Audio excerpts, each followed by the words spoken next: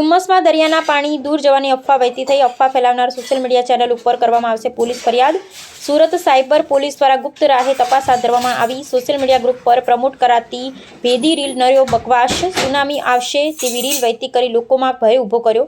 દરિયા કિનારે સ્થિતિ સામાન્ય, અફવા ન ફેલાવવા પોલીસે કરી અપીલ.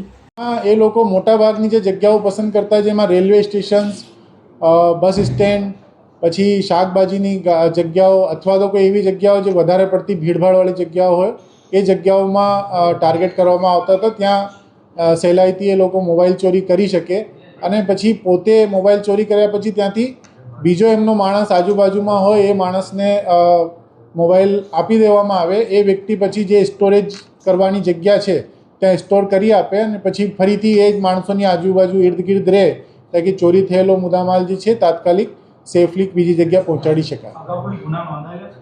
અમને મેં જે રીતે કીધું આપને કે આ લોકોને વિરુદ્ધમાં ઉદયપુર, રાજસ્થાન, અમદાવાદ, વડોદરા, મુંબઈ, ધનબાદ, પશ્ચિમ બંગાળ, ઉત્તર પ્રદેશ બધી જગ્યાઓમાં અલગ અલગ ગુનાઓ દાખલ થયેલા છે. જે ચોરી કરેલા મોબાઈલ છે અલગ અલગ જગ્યાઓના છે, જેમાં મેં આપને કીધું એ પ્રમાણે 37 ગુનાઓ ડિટેક્ટ થયા છે. જેમાં રાજસ્થાનના પણ 2, ઉદયપુરના છે, આપણે અમદાવાદના છે, વડોદરાના છે, પછી આપણે અહીંયા સુરતની અંદર પણ આપણે 20 ગુનાઓ જે રજીસ્ટર કરવા જઈ રહ્યા છે, ઓલરેડી રજીસ્ટર થયેલા છે અને અમુક વાર રજીસ્ટર કરવા જઈ રહ્યા છે.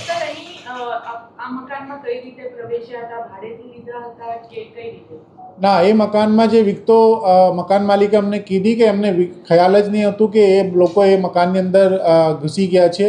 પોતાનું જે લોક મારેલો હતું એ લોક એમને તોડી અને પોતે અંદર જતા રહ્યા હતા. એ તે વખત જ્યારે પોતાનું મકાનનું ઇન્સ્પેક્શન કરવા ગયો તો એમને આ જોઈને આશ્ચર્ય પામ્યું કે આ મકાન તો મેં ભાડે આપેલું નથી, એમાં લાઇટ ને પંખા કઈ રીતે ચાલે છે. એટલે જ એને 100 નંબર ઉપર કોલ કર્યો હતો ને આ માત્ર 100 નંબરના કોલના ઉપરથી પોલીસે જે રેસ્પોન્સ આપ્યું એ રેસ્પોન્સના આધારે આ મોટી ટોળકી જે છે ડિટેક્ટ થવા પામી. ના, ત્યાંથી મોટાભાગની એમના જે પહેચાનપત્રો અને બાકીની વસ્તુઓ છે એ જ જોવામાં આવી છે. મોટાભાગના મોબાઈલ્સ જે છે રિકવર કરવામાં આવ્યા. કેટલા સમયથી આ રૂમની અંદર હતા આ લોકો, સર?